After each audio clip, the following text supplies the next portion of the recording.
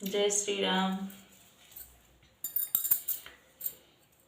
भरी भरी आजोरी में फुलवा लुटाई बिहे, भरी भरी आजोरी से फुलवा लुटाई बिहे, अपना रघुनंदन जी के दुल्हा बनाई बिहे, अपना श्री राम जी के दुल्हा बनाई बिहे, अपना श्री राम जी के।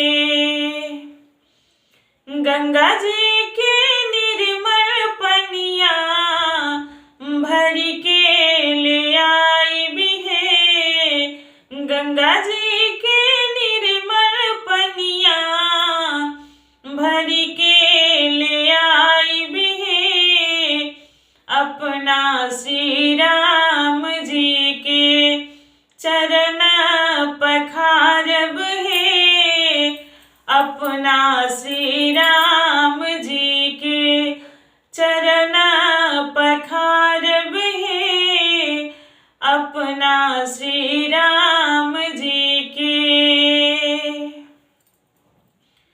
आंगना लिपाई बिहामा चौका पुराई भी, अपना रघुनंदन जी के आरती उतारब। आंगना लिपाई बिहामा चौका पुराई भी, अपना रघुनंदन जी के आरती उतारब।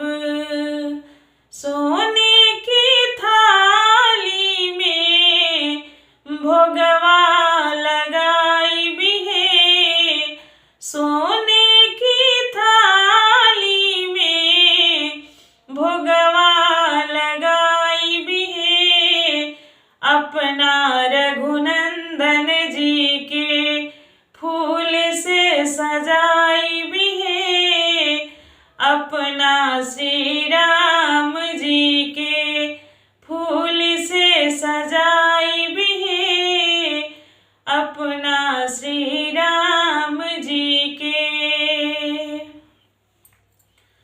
मानवा प्रसन्न होई पाके दर्शन हो, जगमग करी हमार घरवा आंगन हो, मानवा प्रसन्न होई पाके दर्शन हो, जगमग करी हमार घरवा आंगन हो, परते चरनिया धन्य